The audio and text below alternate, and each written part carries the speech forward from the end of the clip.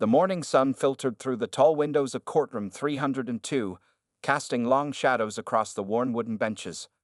Marcus Johnson stood straight and tall, his military bearing evident despite wearing an ill-fitting borrowed suit that hung loosely on his now thin frame.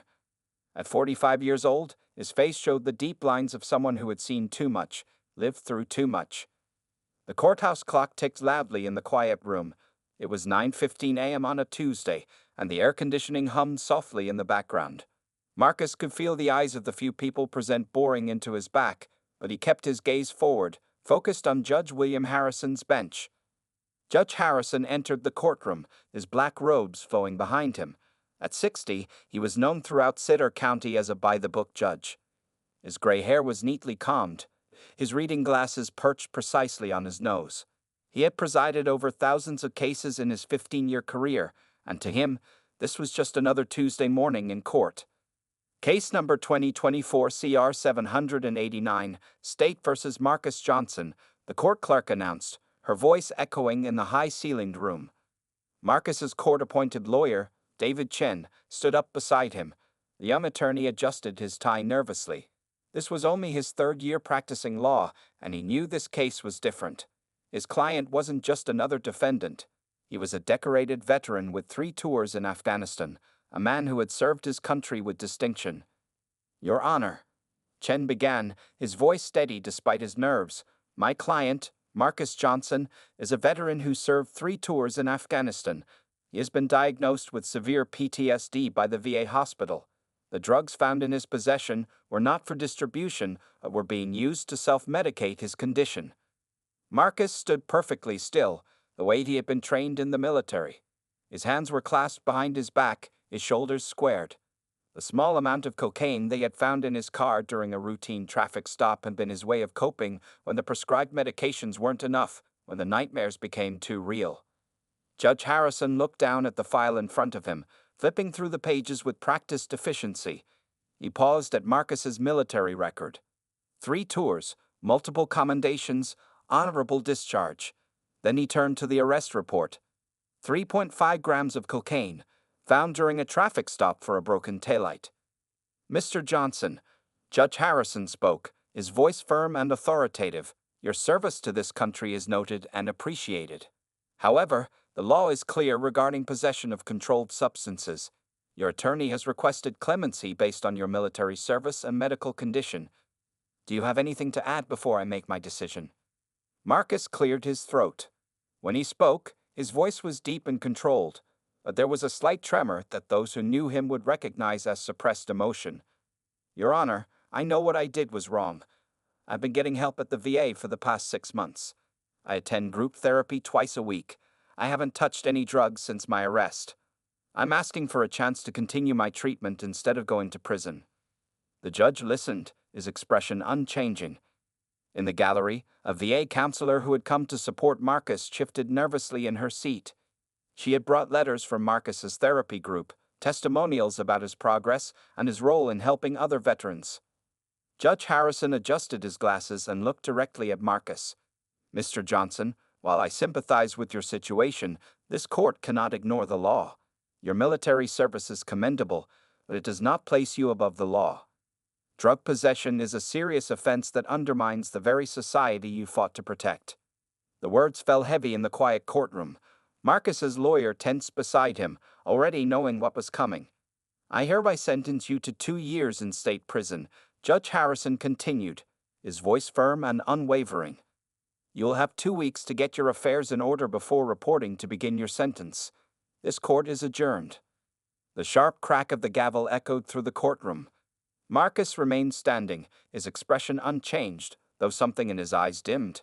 His attorney placed a sympathetic hand on his shoulder, but Marcus barely felt it. In his mind, he was back in Afghanistan, where things had been clearer, where he knew who he was and what he was fighting for. As Judge Harrison gathered his papers and stood to leave, neither man knew that their paths would cross again under very different circumstances, in a situation that would challenge everything they thought they knew about justice, mercy, and human nature. 2 weeks felt like both an eternity and a blink of an eye to Marcus Johnson.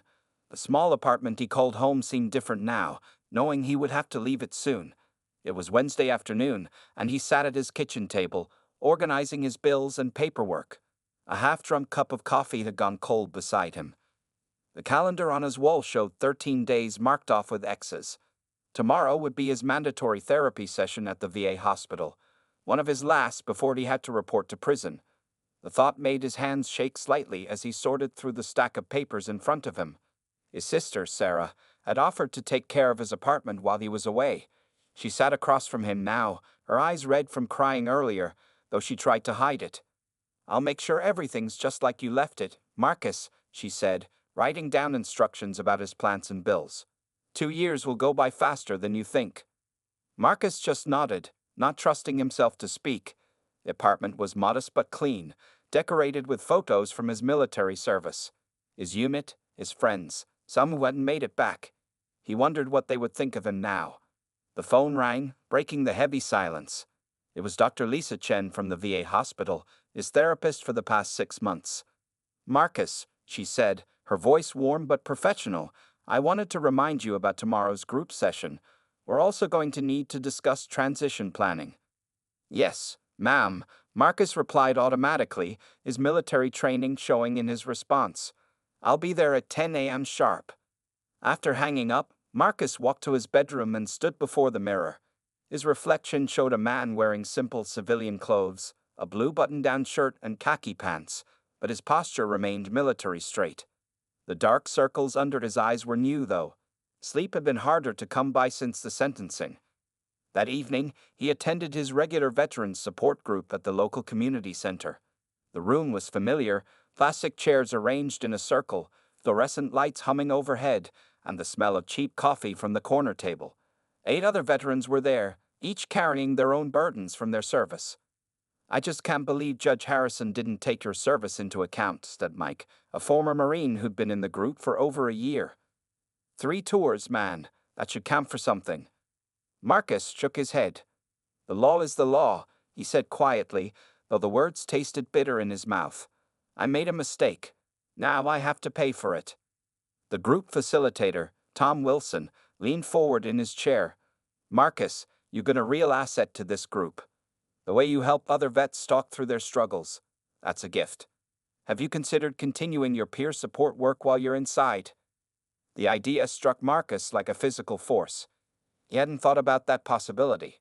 Perhaps there was a way to make something meaningful out of his sentence. Later that night, back in his apartment, Marcus pulled out his journal, something Dr. Chen had encouraged him to keep. He wrote about his fears, his hopes, and his determination to stay strong.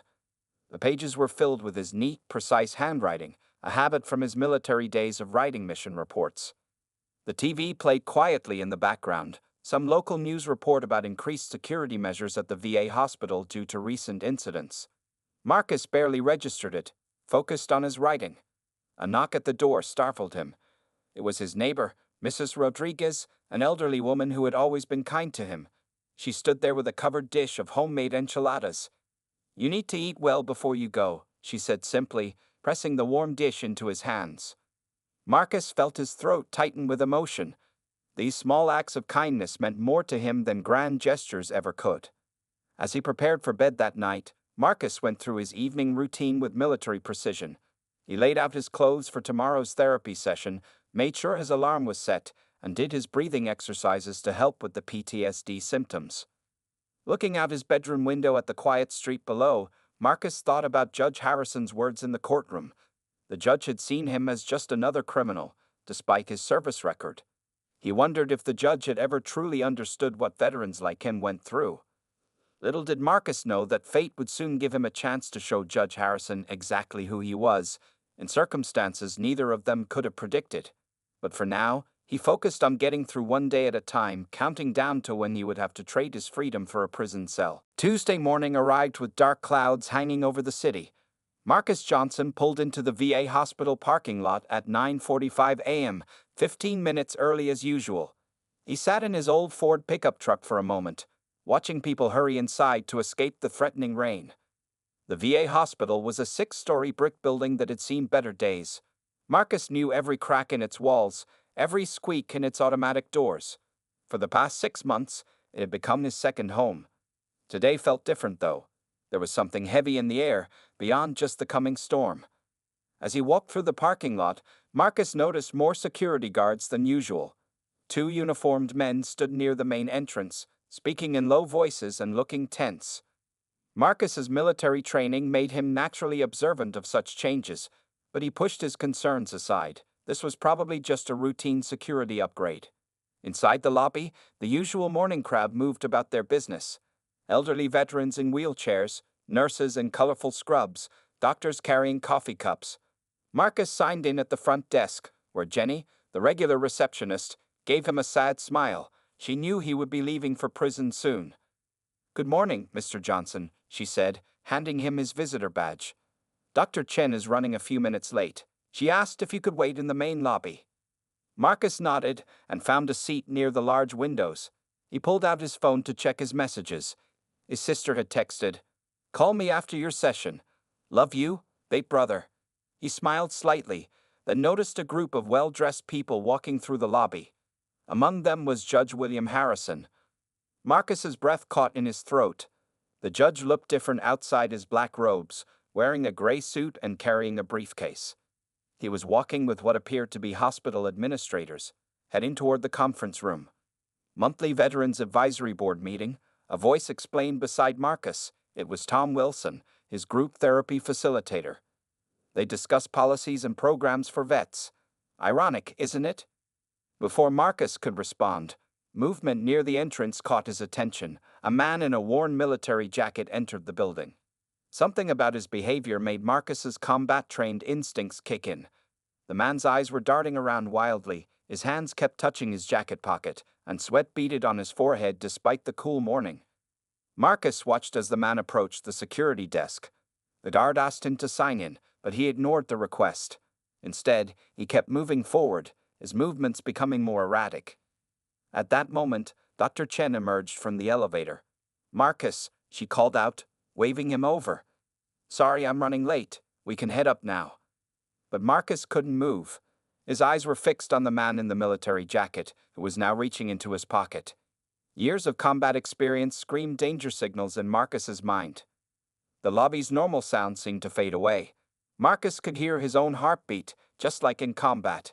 He noticed every detail: the man's shaking hands, his military boots that weren't properly laced, the bulge in his jacket that shouldn't be there. Thunder cracked outside, making several people jump.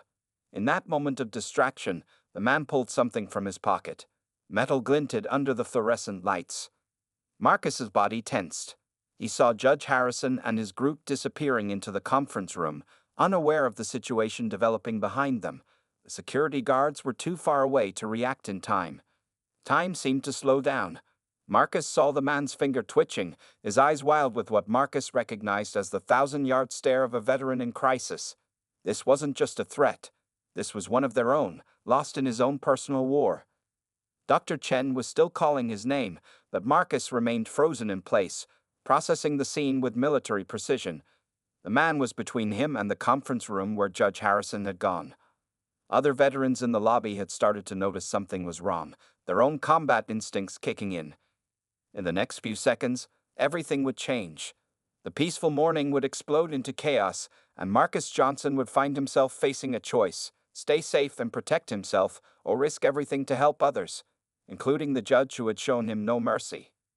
The storm outside grew stronger, rain now beating against the windows. Inside, the situation was about to become its own kind of storm, one that would test everyone involved in ways they never expected. Chaos erupted in the VA hospital lobby like a sudden explosion. A man in the military jacket, later identified as James Cooper, a 35-year-old Iraq War veteran, raised his gun and fired 2 shots into the ceiling. The sound echoed through the building, followed by screams and the rush of panicked movement. "Nobody moves!" Cooper shouted, his voice cracking with emotion. "Everyone in that conference room. Now, move!" Marcus Johnson stayed perfectly still, his combat training taking over. He watched as Cooper herded terrified people toward the conference room where Judge Harrison and the advisory board were meeting. Dr. Chen stood frozen nearby, her clipboard clutched to her chest. "Doc," Marcus whispered, not moving his lips much. "When I nod, I want you to slowly move toward the elevator. Don't run." The conference room door burst open as Cooper approached. Judge Harrison and the board members looked up in shock from their morning meeting. Papers scattered across the large table as Cooper forced more people inside. "All of you, phones on the table," Cooper commanded, his hand shaking as he pointed the gun. "Now."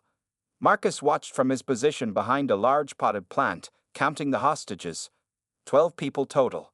Judge Harrison, 4 board members, 3 hospital staff, and 4 civilians who had been in the lobby. Cooper was blocking the only door, his back to the wall. Through the conference room's glass walls, Marcus could see Judge Harrison's face. The judge's usual stern expression was replaced by fear, though he was trying to maintain his composure. He placed his phone on the table with steady hands, then helped a frightened elderly veteran in a wheelchair do the same. Outside the building, sirens began to wail. Someone must have triggered the silent alarm. Cooper's head snapped toward the sound, his agitation growing. "They don't understand," Cooper shouted, pacing back and forth. "None of you understand. 3 times I asked for help. 3 times they denied my claims."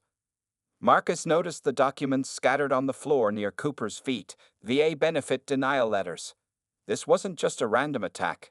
This was a desperate man who felt the system had failed him.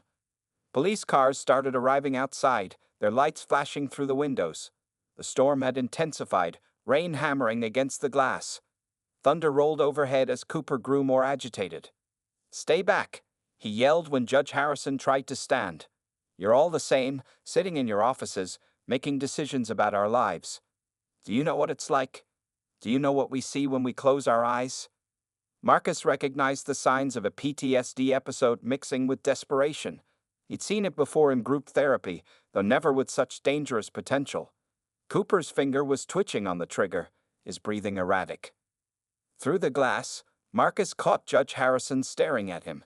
The judge's eyes widened in recognition, perhaps remembering their last encounter in his courtroom just 2 weeks ago. Now, their roles were strangely reversed. The judge was the one awaiting judgment, and Marcus was on the outside. A hostage negotiator's voice boomed through a megaphone outside. "This is the police. We have the building surrounded. Let's talk about this." Cooper's response was to pull the conference room's blinds shut, cutting off the view from outside, but the glass walls facing the lobby remained clear, giving Marcus a full view of the situation. One of the hostages, a young nurse, began to cry softly. Cooper turned toward her, his agitation growing. "Quiet. Everyone stay quiet." Marcus could see Cooper's trigger finger tightening. The situation was deteriorating quickly. In the judge's face, Marcus saw real fear now, not just for himself but for everyone in that room. Time seemed to slow down as Marcus weighed his options. He could slip away. No one would blame him. He was supposed to report to prison in 12 days anyway, or he could try to help, risking his life for people including the very judge who had shown him no mercy. Thunder crashed again, and in that moment, Marcus made his decision. He had sworn an oath to protect others when he joined the military. That oath didn't end when he took off the uniform. As the storm raged outside, Marcus began carefully moving closer to the conference room. He knew he would only get one chance to make this right. The lives of 12 people, including Judge Harrison, now depended on his next moves. From his position near the conference room, Marcus Johnson studied every detail of the situation with the sharp focus he developed in combat. The hostage crisis had been going on for 45 minutes now. Outside, the storm continued to rage, lightning occasionally illuminating the tense scene through the windows.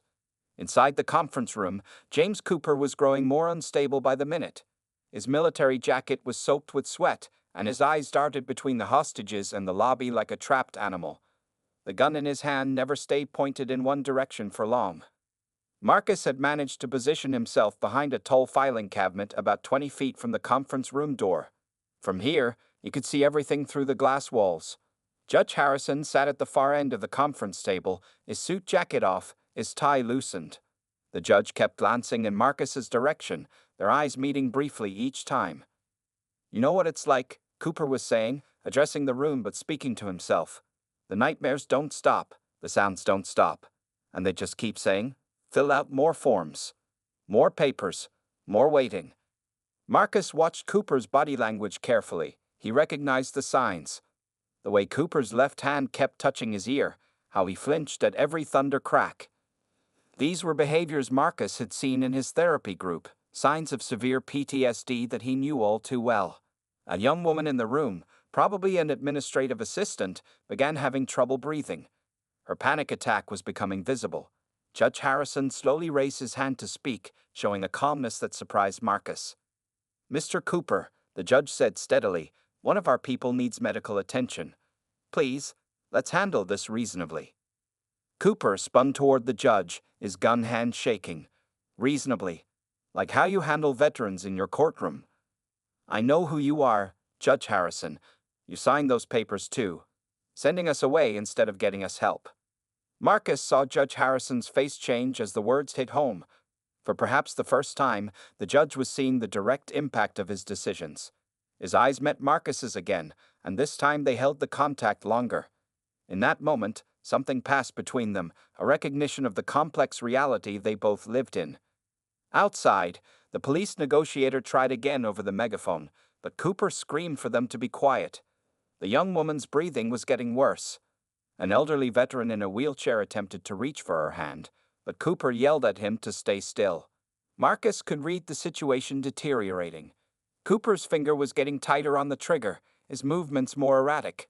The hostages were becoming more frightened, and fear could make people do dangerous things. Through the glass, Marcus noticed something about Cooper that others might miss. The way he stood, favoring his right leg slightly. The occasional twitch in his shoulder. Marcus had seen those same injuries in his unit, signs of an IED survivor. Judge Harrison was watching Marcus now, clearly recognizing him as the veteran he'd sentenced 2 weeks ago. The irony wasn't lost on either of them. The judge's expression showed a mix of hope and uncertainty, perhaps wondering if Marcus would help despite their history. Marcus's mind raced through his options. He knew he could probably slip away unnoticed. The police had evacuated most of the building. No one would blame him for leaving, especially with his prison sentence looming. But every time he thought about leaving, his military training kicked in. Never leave a man behind. Cooper suddenly grabbed a stack of papers from the conference table and began reading them out loud. They were his denied VA claims. His voice cracked with emotion as he read dates, reference numbers, and the cold, formal language of rejection. In that moment, Marcus saw Judge Harrison's face change again. The judge was hearing the human story behind the paperwork he usually saw in court. He was seeing the real cost of decisions made from behind a bench.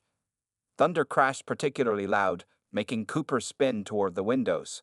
In that brief moment, Judge Harrison mouthed something to Marcus. "Help us." Marcus took a deep breath. He knew what he had to do, but it would require using everything he'd learned, both in combat and in therapy. He would need to reach Cooper not as a threat, but as a fellow veteran who understood his pain. The storm outside was reaching its peak, but inside, an even more intense storm was about to break. Marcus began forming a plan, knowing that the next few minutes would determine life or death for everyone in that room. Marcus took a deep breath and stepped out from behind the filing cabinet. His hands were raised, showing he had no weapons. "Hey, brother," he called out softly, using the familiar greeting of soldiers. "Remember me from group therapy?" Cooper spun around, his gun hand shaking. "Stay back. Don't come any closer." "I'm not moving," Marcus said calmly. "I just want to talk, veteran to veteran." He kept his voice steady, the way he'd learned to speak to spooked soldiers in combat zones. Through the glass walls of the conference room, 12 pairs of eyes watched the scene unfold. Judge Harrison sat perfectly still, his face showing a mix of fear and hope as he watched Marcus approach the situation. "You were 3rd Infantry Division, right?" Marcus continued, pointing to Cooper's jacket patch. "I can tell from your stance you survived an IED. Probably near Fallujah. Am I right?" Cooper's eyes widened. His gun hand lowered slightly. "How did you?" "Because I've been there," Marcus said, taking one small step forward. 2 years ago, I was sitting where you are now. Angry. Hurting. Feeling like nobody understood. He gestured to his own leg. "Got my scars from an IED too. Different place, same hell." The hostages remained silent, sensing the delicate connection forming between the two veterans.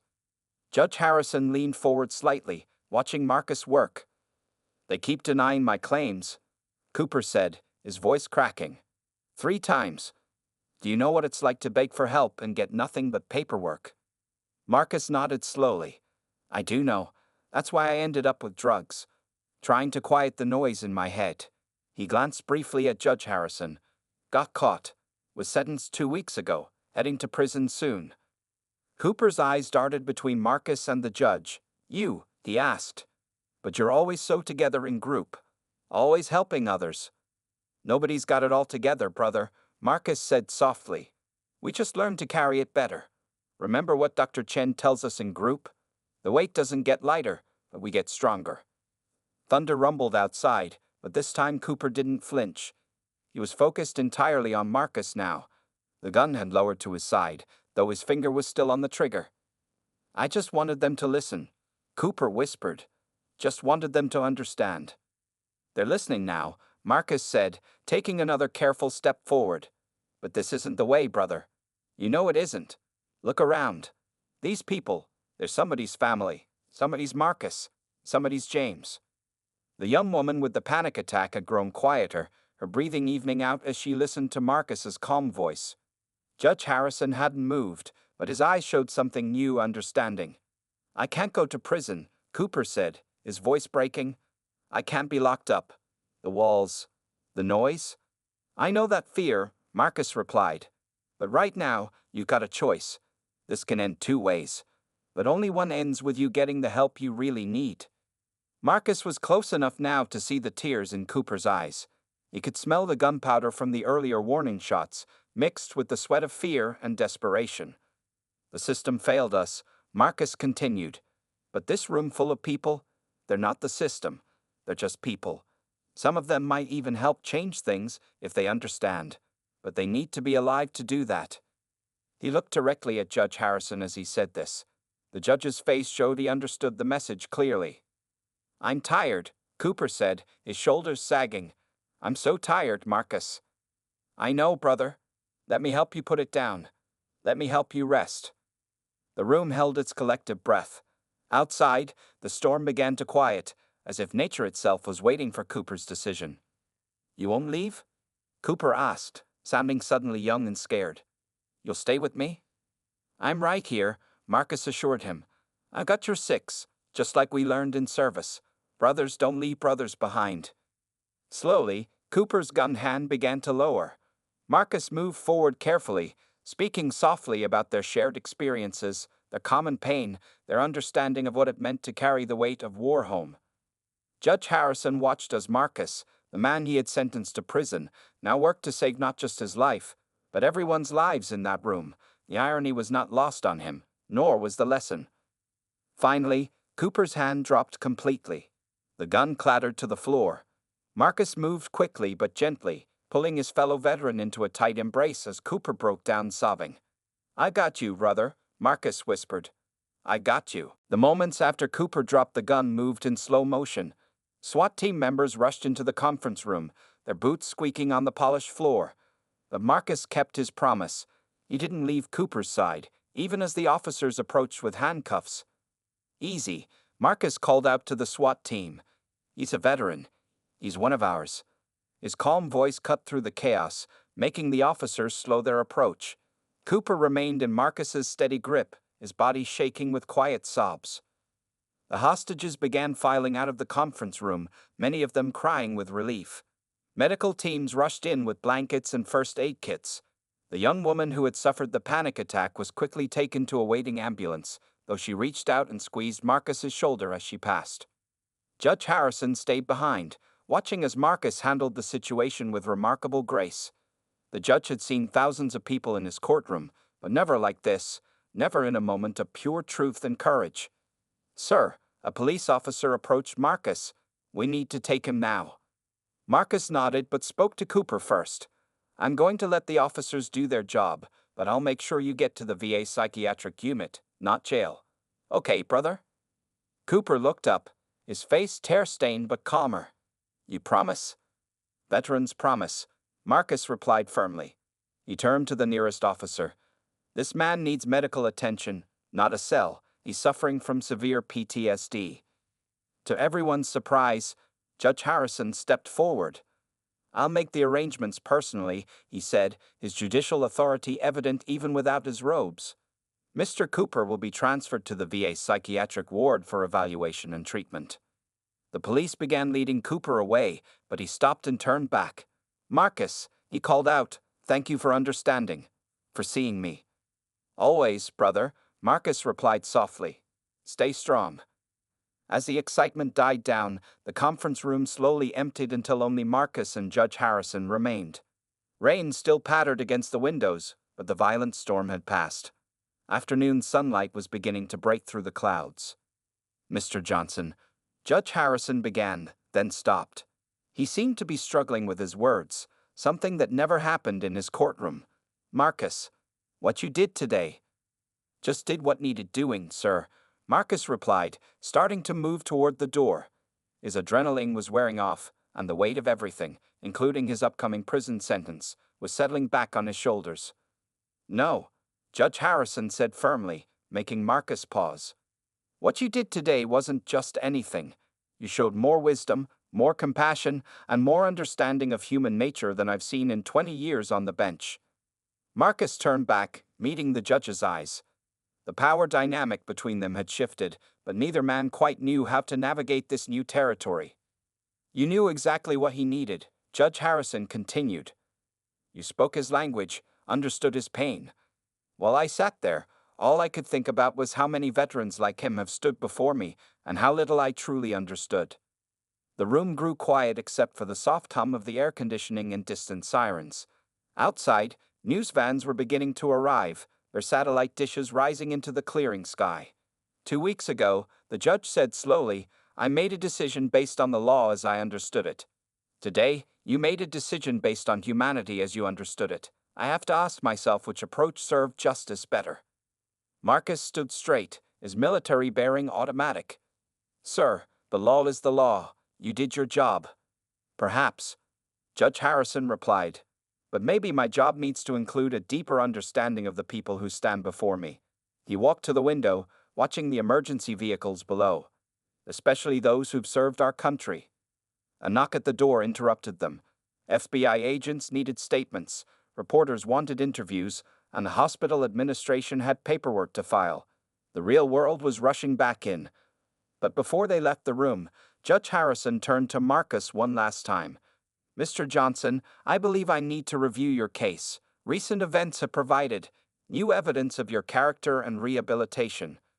Marcus felt his heart skip a beat, but kept his face neutral. Sir? Report to my courtroom next Tuesday, 9 a.m., the judge said. Perhaps we both deserve a second chance to get this right. As they walked out of the conference room, both men knew that something profound had changed. Not just between them, but in their understanding of justice, mercy, and the complex paths that lead people to make the choices they make. The following Tuesday morning arrived bright and clear. Marcus Johnson sat in the same courtroom where, just 3 weeks ago, he had received his prison sentence. The wooden benches were more crowded today. News of the VA hospital incident had spread quickly through the community. Dr. Chen from the VA hospital sat in the front row, along with several veterans from Marcus's therapy group. Behind them, the young woman who had suffered the panic attack during the hostage situation sat with her family. Even Mrs. Rodriguez, his elderly neighbor, had come, still holding the empty dish from her last batch of enchiladas. At exactly 9 a.m., bailiff's voice rang out. All rise. The Honorable Judge William Harrison presiding. Judge Harrison entered, his black robes flowing behind him, but something was different about his demeanor. The stern mask of judicial authority had softened, replaced by something that looked more like wisdom. Please be seated, the judge said, adjusting his reading glasses. We're here today to review the case of Marcus Johnson in light of new evidence regarding his character and rehabilitation. Marcus stood at the defendant's table, once again wearing the borrowed suit. This time, though, his court-appointed lawyer, David Chen, was smiling slightly. Mr. Johnson, Judge Harrison began, 3 weeks ago, I sentenced you to 2 years in state prison for drug possession. I made that decision based on the law, without fully considering the human element of your case. He paused, looking directly at Marcus. Last week, you taught me the cost of such oversight. The judge picked up a stack of papers from his bench. I have here several documents. First, a detailed report from the VA hospital about your actions during the crisis. Second, statements from all 12 hostages, including myself, testifying to your extraordinary courage and wisdom in handling the situation. Marcus stood straight, his military bearing evident as always. The morning sun through the high windows cast long shadows across the courtroom floor. The most compelling, the judge continued, is this letter from James Cooper, written from the VA psychiatric ward. Would you like to hear what he wrote? Marcus nodded silently. Marcus Johnson saved more than just lives that day, Judge Harrison read. He saved my soul. He showed me that someone could understand my pain without judging me. He proved that the uniform we wore wasn't just something we put on. It was something we carry inside us forever. The judge set down the letter and removed his glasses. Mr. Johnson, the law exists to serve justice, but sometimes justice requires us to look deeper than just the letter of the law. A murmur ran through the courtroom. Marcus could feel Dr. Chen squeezing his hands together nervously in the front row. Your original crime was serious, Judge Harrison continued. Self-medicating with illegal substances cannot be overlooked. However, your actions last week demonstrated something profound about your character and your ongoing rehabilitation. The judge leaned forward slightly. You've had every reason to walk away that day. I had shown you no mercy, yet you chose to help others, including myself, at great personal risk. More importantly, you showed remarkable understanding and compassion in dealing with a fellow veteran in crisis. Marcus swallowed hard but maintained his composure. The room was completely silent now. Therefore, Judge Harrison announced, I am modifying your sentence. The 2-year prison term is suspended. Instead, you will serve 2 years of probation, during which time you will continue your PTSD treatment at the VA hospital. A collective gasp went through the courtroom, followed by muffled sobs of joy from Marcus's sister, Sarah. But the judge wasn't finished. Additionally, as part of your probation, you will work with the VA hospital's Veteran Outreach Program. Your insight and ability to connect with struggling veterans is too valuable to waste behind bars. Marcus felt his legs go weak with relief, but he remained standing tall. Mr. Johnson, Judge Harrison said, his voice softer now, 3 weeks ago, I saw only a defendant. Today, I see a hero, a healer, and a man who demonstrates the highest ideals of military service even out of uniform. The judge raised his gavel.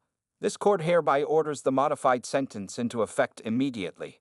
And Mr. Johnson, he paused, allowing himself a small smile. Thank you for teaching an old judge that true justice requires both wisdom and mercy. The gavel struck with a sharp crack. Around Marcus, people were standing, clapping, crying. Dr. Chen was already talking about expanding the VA's peer support program. His sister was rushing forward to hug him. But for Marcus, the most powerful moment was the look that passed between him and Judge Harrison, a look of mutual respect and understanding between two men who had learned profound lessons about justice, compassion, and the power of seeing beyond first impressions. As Marcus walked out of the courtroom a free man, he knew his real work was just beginning. But this time, he would be helping others while healing himself, proving that sometimes the darkest moments can lead to the brightest possibilities for redemption.